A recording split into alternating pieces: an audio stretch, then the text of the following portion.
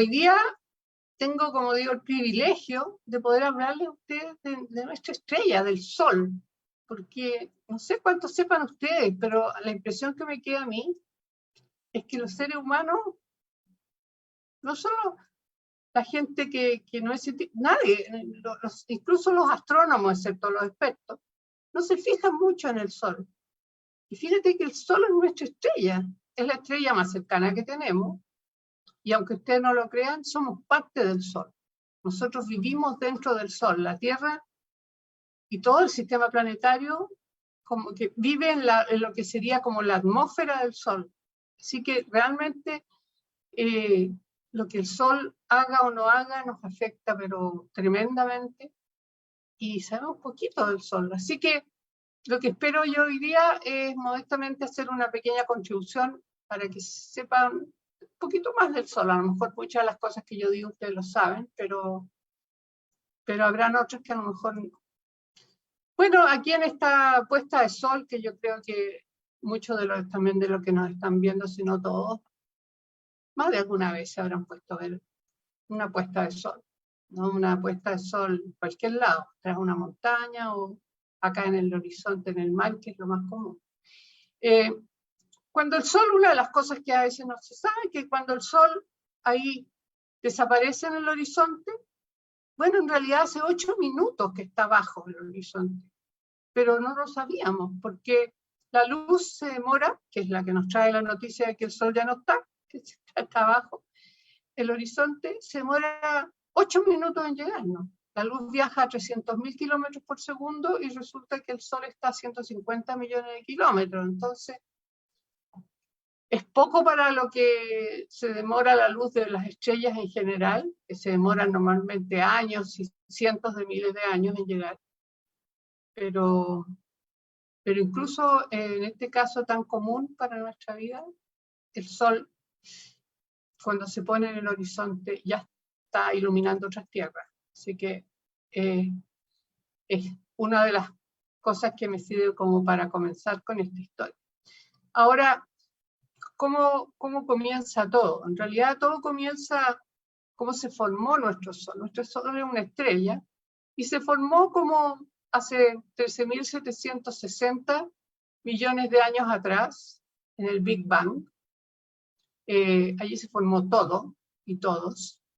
Al principio era muy caliente, como vieron ahí, en esa luz caliente, pero después se fue enfriando y se fueron formando estas cosas azulitas, son nubes de gas de hidrógeno y helio en las partes más densas. Por fuerza de gravedad, eso se colapsó y se formaron las primeras estrellas. Ahora, entre esas, se formaron las galaxias.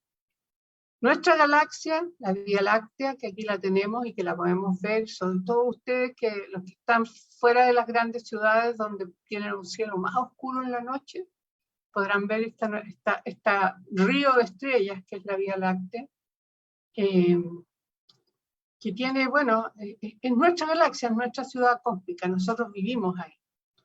La vemos así como de canto, porque imagínense, esto es como un platillo volador, así, como un frisbee, y nosotros estamos ahí en el disco de esa galaxia, por eso que la vemos así de perfil, ¿no? De canto.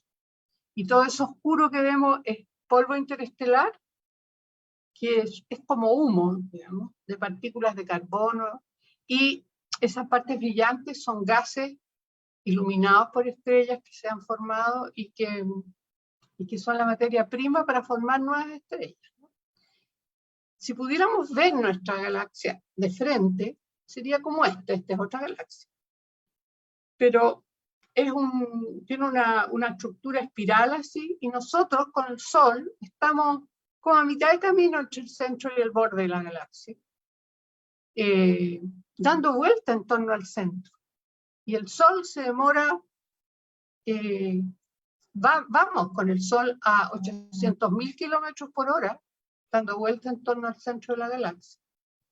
Así que sepan ustedes, a esa velocidad vamos, capaz que nos pasen un parte, pero no nos damos cuenta porque nos estamos moviendo todos juntos. Entonces es como ir en un avión con las ventanas cerradas del avión, si no hay turbulencia, uno pareciera que va que está quieto el avión. Si uno abre la ventana y se da cuenta que nos estamos moviendo. Esto es lo mismo, estamos como con las ventanas cerradas, nos vemos, al ser que miramos las estrellas más lejanas y ahí nos damos cuenta que estamos moviendo. El Sol se ha dado ya un montón de vueltas en torno a la galaxia, se demora como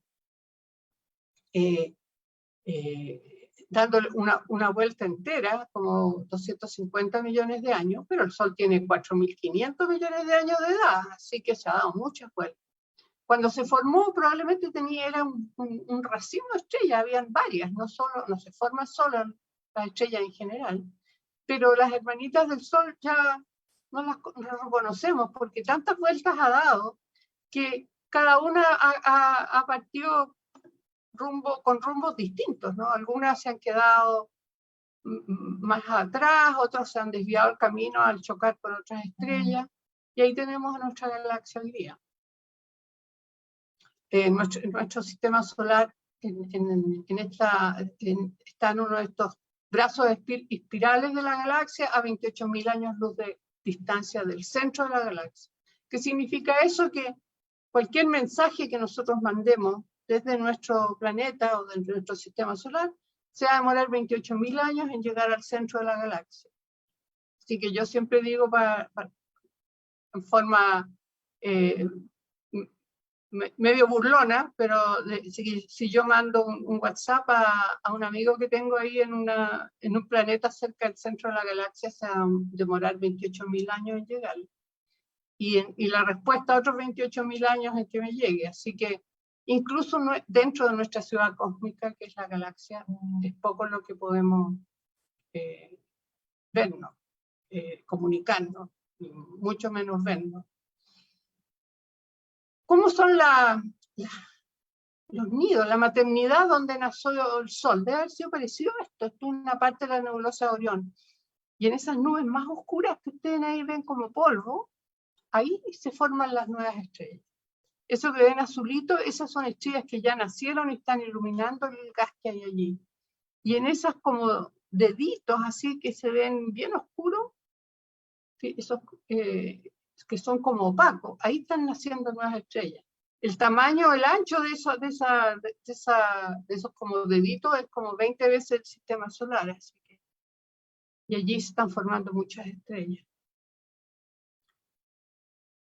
Ahora, en nebulosa, el lugar donde se están formando las estrellas es difícil verlo en el óptico, porque es muy opaco, pero si uno los mira en infrarrojo puede ver una nube en el óptico, y en infrarrojo se fija que se ven unos racimos de estrellas donde se están formando muchas estrellas nuevas y que así en el óptico no se ven la luz visible, pero en luz infrarroja sí.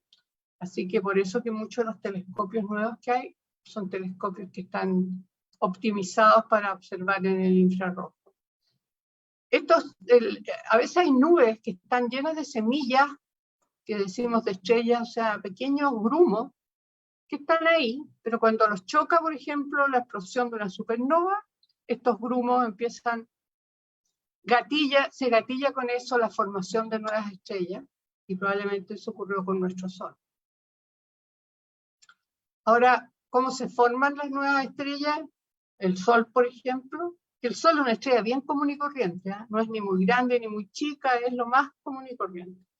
Es el gas y el polvo, este colapso por fuerza de gravedad, se forma la estrella en el centro y se alcanza a ver en esta simulación cómo se forma un planeta. Esto era una simulación que teníamos antes de saber si era así o no, pero hoy día con el telescopio ALMA hemos visto perfectamente este mismo fenómeno en torno a estrellas jóvenes, cómo se han ido formando los planetas alrededor de las nuevas estrellas. Ahora nuestro Sol tiene una temperatura como de 15 millones de grados en el centro, lo cual se producen reacciones nucleares como una bomba atómica, pero gigante, que está tratando de que explote el Sol. Pero por otro lado, la fuerza de gravedad, que está tratando de que colapse, que se desplome sobre sí mismo, le hace la fuerza contraria, y eso hace que el Sol tenga el tamaño y la forma que tiene hoy en día. El Sol en la superficie tiene como 6.000 grados de temperatura, pero en el corazón es muy, muy caliente. Ahora, ¿cómo está hecho el Sol en el interior? Y eso son cosas que hemos aprendido en este último tiempo, debo decir. Tiene ese núcleo que digo que donde están las reacciones nucleares, una bomba nuclear, en que el combustible en el caso del Sol es el hidrógeno que se transforma en helio por reacciones nucleares, y eso produce mucha cantidad de energía y es lo que hace que el Sol brille. Entonces, como un tercio del Sol es eso, como un 25, un cuarto del Sol es eso. Después viene una capa en que la temperatura es muy densa y la temperatura solo se transmite como por radiativa, es como una estufa que uno acerca la mano nomás y así se va calentando, ¿no? O si uno deja, no sé, algo en una estufa y se empieza a calentar de a poco. Y el último tercio del Sol es convectivo, que significa que el Sol está hirviendo, es como una sopa hirviendo. Toda esa última capa del Sol gigante, y ahí es donde está toda la actividad, el origen de la actividad solar, creemos, porque hay muchas cosas que no sabemos del Sol. Pero en toda esa parte, como digo, el Sol está como a borbotones que están hirviendo. Esos borbotones de gas caliente suben, se enfrían y bajan. Todo ese proceso dura unos pocos minutos, no más. Y ahora se ha podido filmar la superficie del Sol con todo detalle, con unos telescopios nuevos que hay en Maui, en Hawái. Un telescopio que se alcanzó a inaugurar justo antes de la pandemia, así que sacó unas pocas fotos, pero espectaculares, y unos videos que yo se los voy a mostrar. Ahora ya miramos la parte interior del Sol, la parte exterior, la capa que uno ve como superficie del Sol, pero el Sol no tiene superficie sólida. El Sol es un plasma, que significa un gas con carga eléctrica. Es como el material que hay dentro de los tubos fluorescentes, o la luz que se ve en los rayos, cuando cae un rayo en la atmósfera, esa es plasma. Y bueno, lo que vemos nosotros como superficie se llama fotosfera, y aquí en esta fotografía tomada, cuando en el 2003, aquí dice, se ven unas manchas solares. Las manchas solares son conocidas de hace miles de años. Los chinos las veían, porque cuando son muy grandes, se pueden ver incluso en proyecciones de la imagen del Sol, así simple, puedes ver las manchas. Así que desde muchos milenios que se han seguido, ¿no? Y en Babilonia y en distintas partes de los pueblos antiguos se preocupaban de ver las manchas y le dan significados no muy buenos en general. Otros están relacionados muchas veces con las auroras, que voy a contar un poco sobre ellas. Así que a veces se consideraban que eran un buen presagio también. Pero no sabían lo que era y las veían como círculos, creían que habían unos círculos negros en el Sol. Ahora, esas manchas son más frecuentes y más grandes cuando el Sol está en su máximo de actividad. El Sol tiene un periodo, y eso lo descubrieron precisamente siguiendo el número de manchas que tenía el Sol. Eso ocurrió solo hace 100 años atrás o menos, en que pudieron darse cuenta bien de este periodo, ¿no? En que el Sol aumenta su actividad y salen esas manchas y todo, y después baja y ya casi no hay manchas y hay poca actividad solar. Este es uno de los ciclos, no es el último, porque este terminó con un mínimo en el 2006, nosotros venimos saliendo de un mínimo ahora, así que vamos hacia un máximo de actividad solar. Así que en estos años vamos a empezar a escuchar más de cosas que nos hace el Sol debido a su actividad. Esto que ustedes ven brillante aquí son verdaderas llamaradas que salen del Sol y que llegan a la Tierra y pueden producir algunos problemas a la tecnología que nosotros usamos, sobre todo. Esta es la foto que yo le digo de la superficie del Sol, que son estas sopas. Imagínense una sopa así a borbotones. Estos son los borbotones con que sale en la superficie del Sol. Y cada una de esas celdas que se llaman de convección, pero en realidad, imagínense un borbotón de una sopa. Tienen como 1000 kilómetros por 1000 kilómetros de tamaño. Esas cositas brillantes que que se ven, la parte oscura es gas que va cayendo, plasma que va cayendo, la parte brillante es plasma que va subiendo, pero se enfría y vuelve a caer.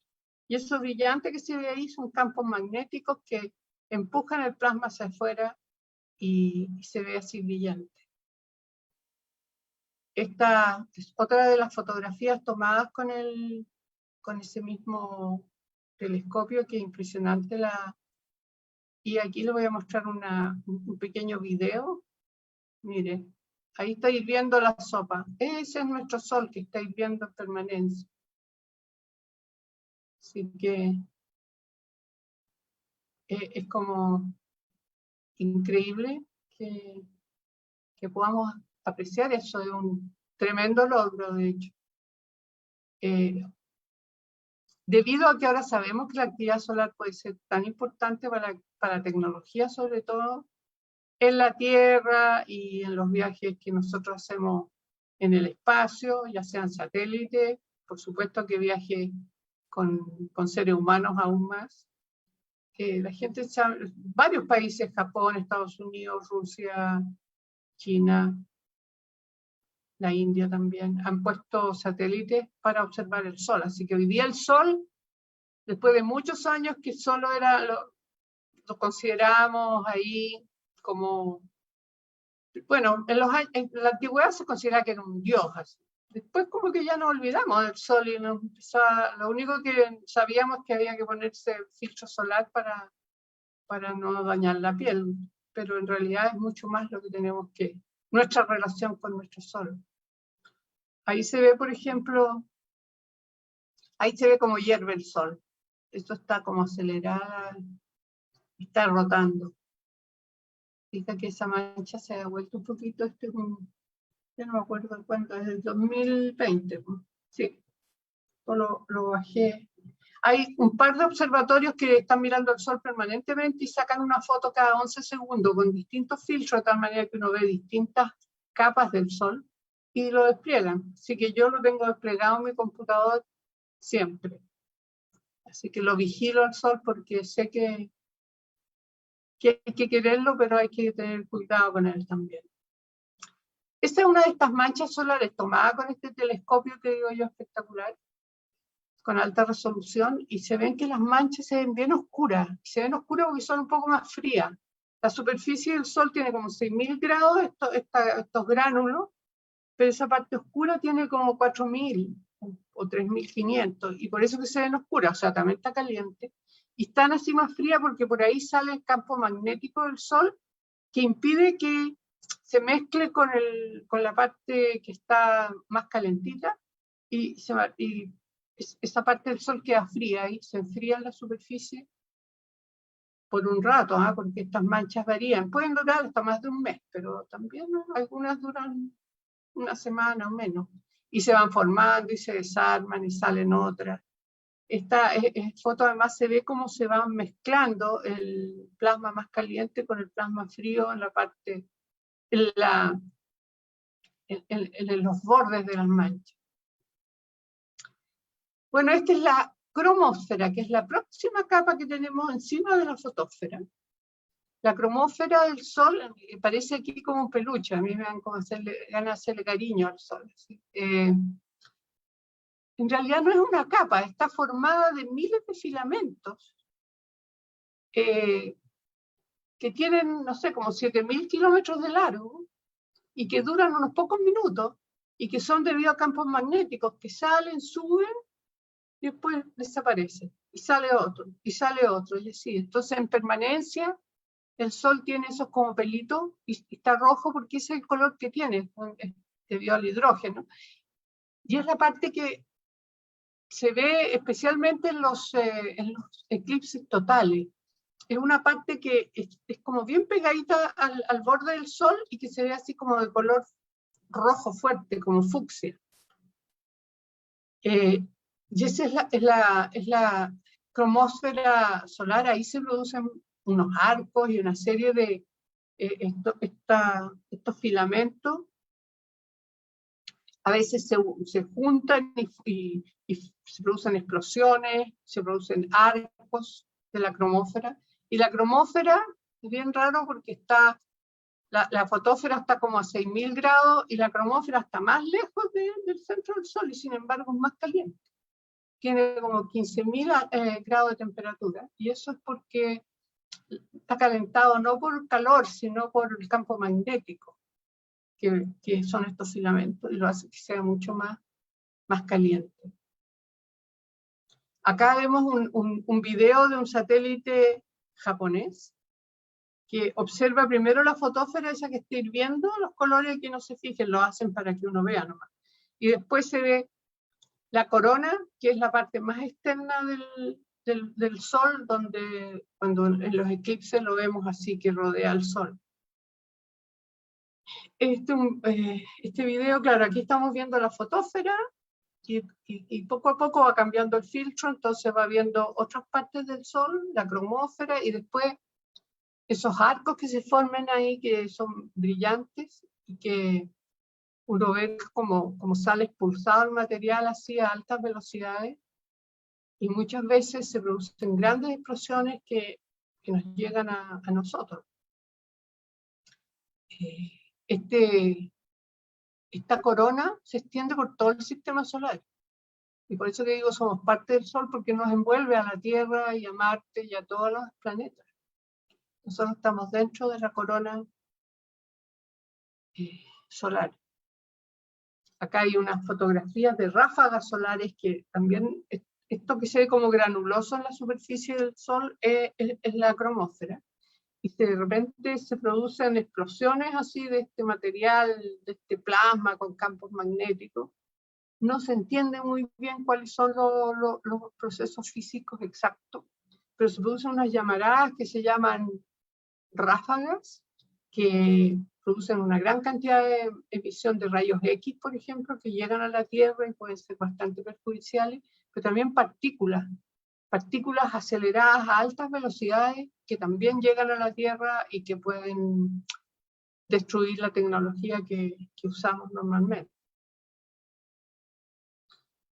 Hay otro fenómeno que se llaman los agujeros coronales, que ustedes ven aquí, esto que estamos viendo aquí, esencialmente es la corona del Sol, tomada con este satélite que yo digo que está tomando fotos cada 11 segundos,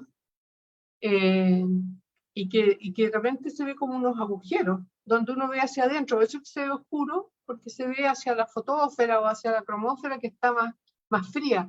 La corona está a 2 o 3 millones de grados de temperatura, y esos son esos pelitos que se ven así.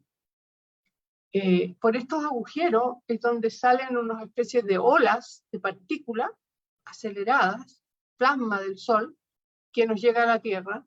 El Sol está siempre emitiendo partículas, bueno, eso todas las estrellas, y se llama viento estelar, en este caso se llama viento solar, y son partículas que nos llegan todo el tiempo a la Tierra. Entonces, pero cuando hay un flujo mayor, ahí sí que puede ser un problema, porque el campo magnético de la Tierra, que es nuestro escudo, que frena esas partículas y las tira hacia los lados, cuando llegan demasiadas, bueno, se ven problemas en nuestro escudo terrestre. Bueno, ahí vemos al Sol rotando. El Sol rota más rápido aquí en el Ecuador.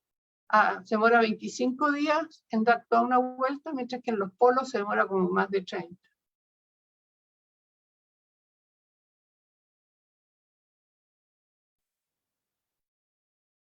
Y aquí les voy a mostrar uno de los eventos más complicados que tenemos de la actividad solar, que es la eyección de masa coronal, se llama, que son esta campo magnético con el plasma, etcétera. De repente ya no pueden sostener más la cantidad de material que tiene ahí, explotan, acumulan carga eléctrica, también explotan, y esa explosión nos puede llegar a nosotros. Se tarda, algunas de las más rápidas se tardan unas pocas horas en llegar.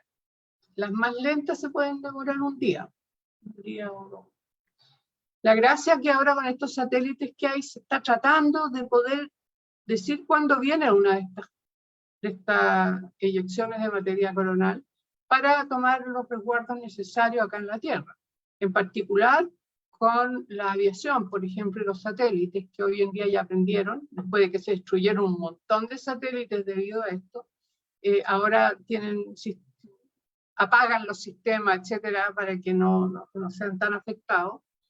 Y los aviones, dependiendo cuán grande sea esta eyección de masa coronal, a veces les piden que se mantengan sin volar, porque es un peligro para la aviación.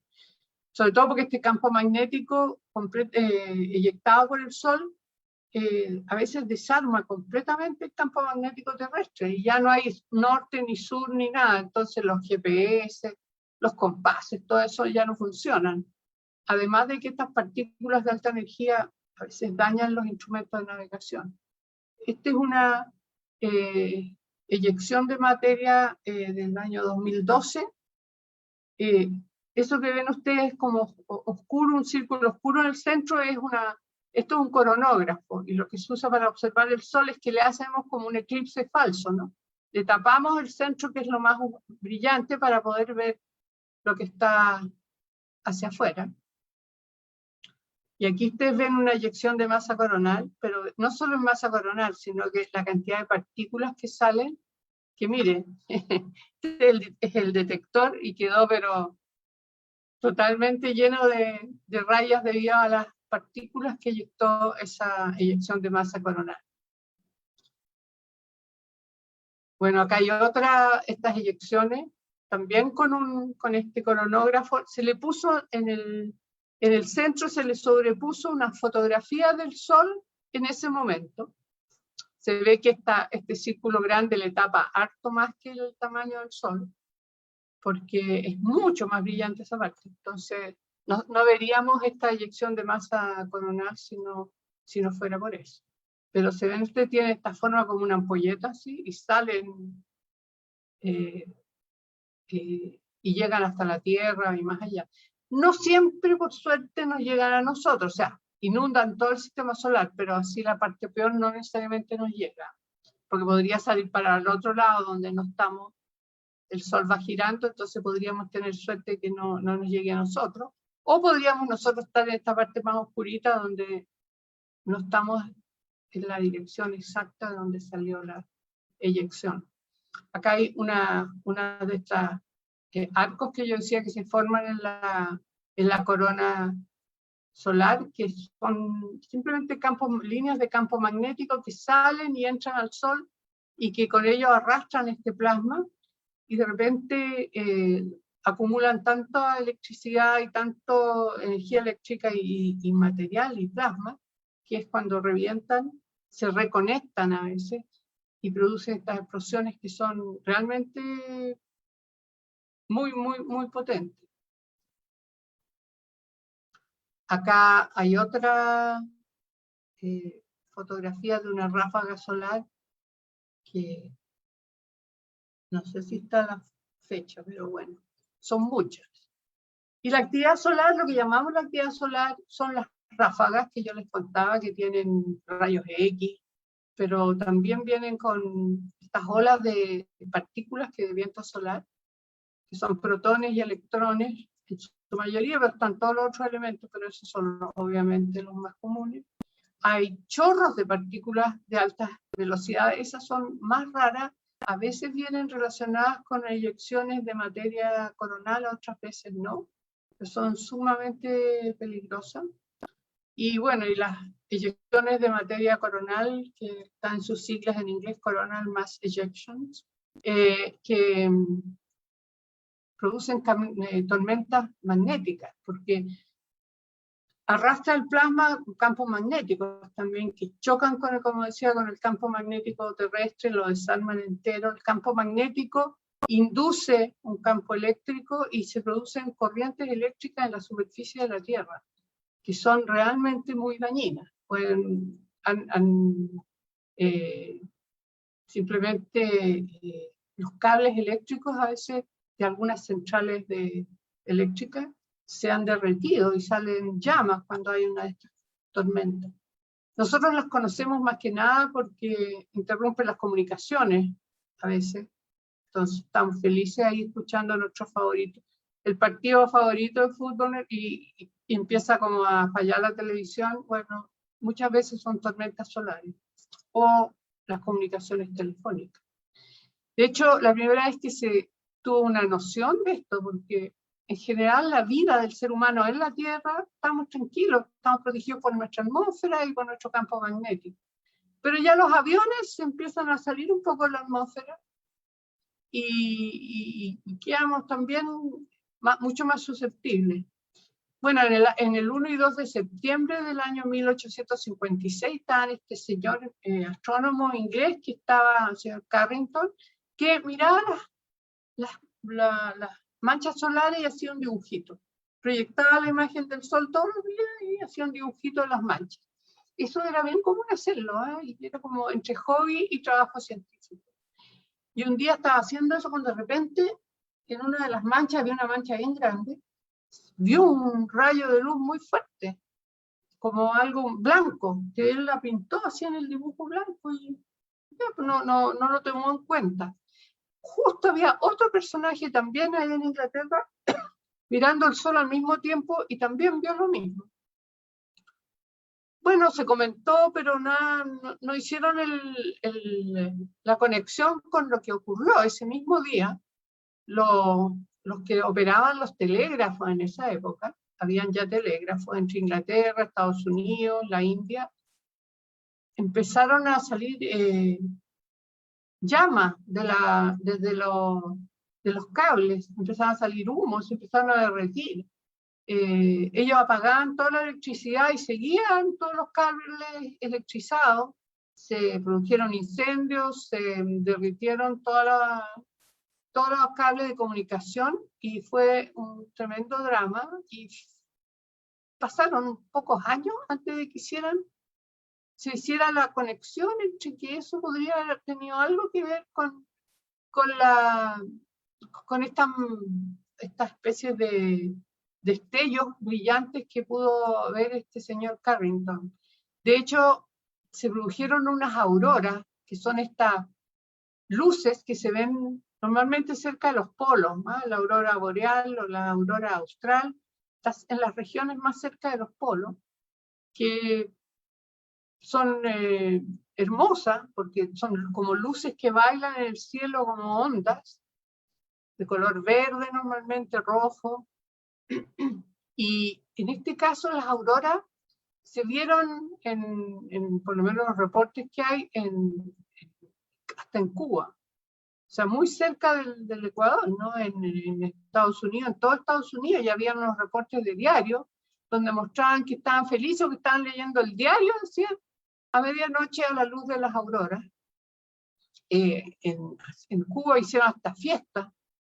Si supieran el peligro en que estaban, digamos, no habrían hecho ninguna fiesta. En Chile se reporta que se vieron luces ese día hacia el sur, desde Santiago. Se habían observado luces de colores. Así que eso fue como la primera instancia, han habido muchos más. Y en la medida que cada vez dependemos más de la tecnología, más cosas nos pasan cuando el sol está muy activo, ¿no? Y aquí yo pongo una serie de casos que hay muchos más, pero bueno, uno que me pareció interesante fue que en 1967 había toda una situación conflictiva entre Estados Unidos y Rusia, y bueno, en particular, probablemente en ambos lugares, pero en particular en Estados Unidos habían unos radares especiales que estaban para detectar si venía un cohete ruso a atacar Estados Unidos. Para ellos tenían unos aviones con bombas atómicas que estaban volando casi en permanencia, para que si venía uno de esos cohetes ir a interceptarlo, y se habría armado la guerra mundial total, nuclear. Bueno, y un día, ese 23 de mayo del año 67, resulta que dejaron de funcionar 2 o 3 de los radares que tenían en Estados Unidos para poder detectar cuando venían cohetes rusos. Y Y bueno, estaban a punto de ir a lanzar bombas y hacer cosas. Por suerte, los astrónomos del observatorio, del radio observatorio en Boston, se dieron cuenta que el Sol estaba emitiendo una gran cantidad de ondas de emisiones de radio, mucho más fuerte que lo que normalmente. Y otros observatorios habían visto unas ráfagas muy grandes y le avisaron al gobierno de Estados Unidos de que esto no eran los rusos, sino que era el Sol, digamos. Y fue Lyndon Johnson en esa época el que tuvo que llamar para decirle que no hicieran nada. No sabemos lo que habrán hecho los rusos, pero también han estado también bien preocupados de que Estados Unidos a lo mejor les estaba lanzando, echando a perder sus radares o lo que sea. Sí que hay un montón de eventos, y la mayor parte de ellos bastante recientes, porque bueno, ahora tenemos satélites y sabemos que esto puede pasar, así que hoy día sabemos bastante más de cuáles son los daños que nos puede hacer esta actividad solar. Ahora estamos, como les digo, en un mínimo, o saliendo del mínimo, pero no sé, en unos 4 años más vamos a estar llegando al máximo, y normalmente las peores tormentas solares ocurren cuando va pasando el máximo, así que ahí vamos a ver, ojalá que no sea muy grave. Ahora, esto es como los terremotos, digo yo, o sea, los terremotos no tenemos nada que hacer, pero sí hay algo que podemos hacer, y es conocer más de los terremotos. Dónde ocurren, por qué ocurren, y así podemos tratar de evitar que el terremoto nos haga mucho daño, digamos. Y esto con el Sol es lo mismo. Si conocemos bien el Sol, que todavía nos queda mucho, conocemos bien poquito, todo lo que yo les dije es bien superficial porque es complicado, ¿no? El origen de los campos magnéticos y cómo se originan estas tormentas no es para nada algo que sea súper conocido. Así que tenemos que conocernos mejor. Nuestra estrella tiene tantas cosas lindas, ¿no? Hace que salgan, ¿no?, las cosechas, hace que estemos vivos. Sin el Sol no podríamos estar vivos. Pero ahora, gracias a la tecnología, sabemos que el Sol también puede hacer cosas que puedan interferir con nuestra sociedad y con lo que nos ha costado tanto desarrollar, ¿no? Que nos permite tener mejor estándar de vida, mejor salud, etc. Entonces, la tarea queda planteada: conozcamos más de nuestro Sol, porque en realidad es muy interesante, es algo que nos atañe a todos. Estas tormentas solares no nos afectan a nosotros que estamos aquí en la Tierra, en general, no nos deberían afectar. Si nos subimos a un avión, ya ahí corremos un poco más de riesgo. Y si nos vamos de paseo a Marte, ahí sí más vale que nos preocupemos, porque el viaje es largo y el Sol puede tener muchas de estas exabruptos que nos pueden afectar. Pero es nuestra estrella y tenemos que conocerla.